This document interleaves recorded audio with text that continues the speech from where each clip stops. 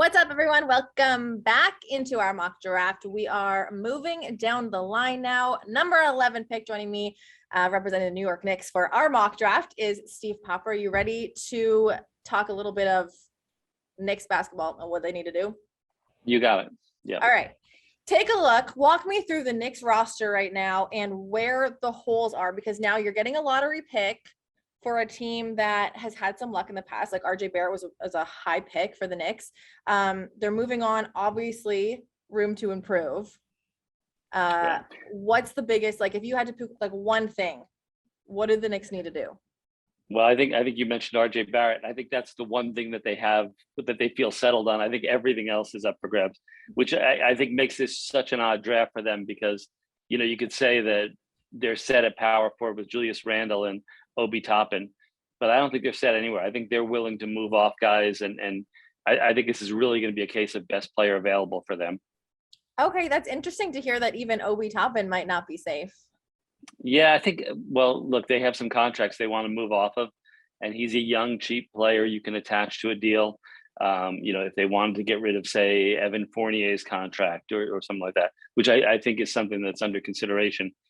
Some of these contracts, Alec Burks, Evan Fournier, Nerlens Noel, I think these are contracts they'd like to move and try and open up some space that they really, I think they saw last year.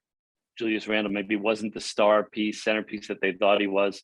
And I think they'd really like to get somebody alongside RJ Barrett to kind of be the cornerstone of the franchise.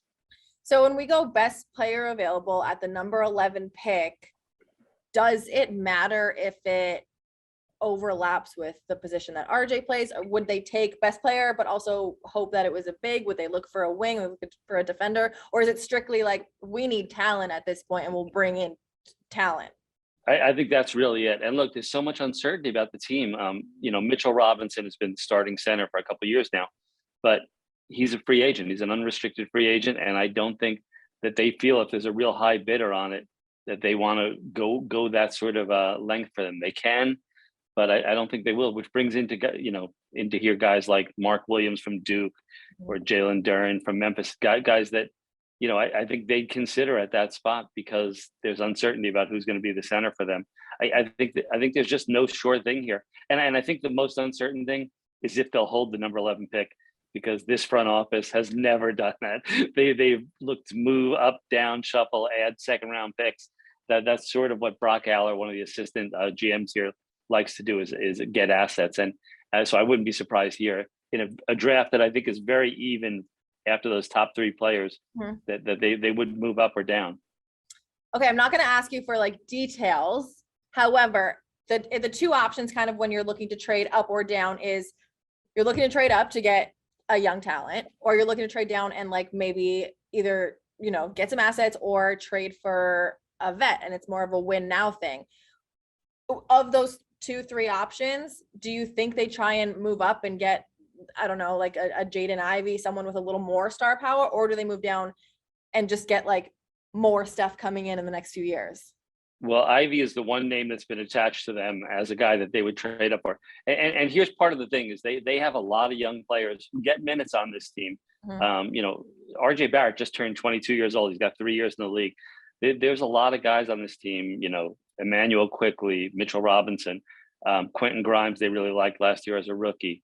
They've got a lot of young pieces here that they play and give minutes to, and I don't think they plan on giving. You know, they have 3 picks, right, or 2 picks this year. I don't think they're going to add 2 picks here. I think they could try and package things. Dallas's second rounder they have next year to try and move up, and Ivy would be a target if they get there. I think. Other than that, I think now you're starting when you think back. You know, they're at 11, and I think they can get the same talent at 15, 16 that they can get at 11. Yeah, and I think that's a thought that a lot of these teams in the lottery are thinking right now, because it is, you said top 3. I'm going to argue it's like a 4-person top. Just I'm really high on Jaden Ivey, but yeah, people talk about Ivy, and I think a lot of people like Keegan Murray too.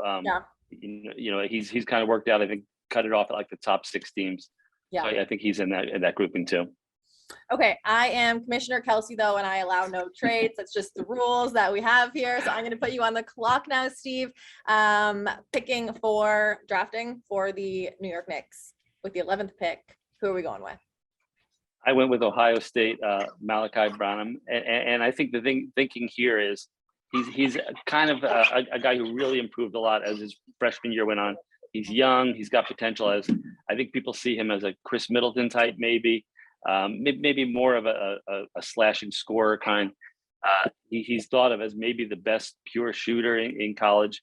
I think for them, the way shooting has become a premium. We're just watching the NBA Finals now. They don't have a lot of that. RJ Barrett did well, the last 2 years, but he's not a pure shooter. I think the slashing he does, getting to the rim, having an option to kick out someone like that would be a great help to him and to Randall if he's still here. Yeah, the thing that, like, all of that, in addition, the thing I like about Malaki is he tries on defense. Like, he goes out there and, like, actually puts effort forward, which I know seems like a very simple thing, but it's not something that you get with every player. So I like that from him. And a running mate with RJ, another, like, big, long, slashing, get to the rim guard. Yeah, and the defense part from your mouth to Tom Thibodeau's ears, because that's all he wants to hear is, where's my next Jimmy Butler? Where's my defensive guy? There we go. We have it. Steve, thank you so much for being part of the mock draft this year. I appreciate you. Anytime.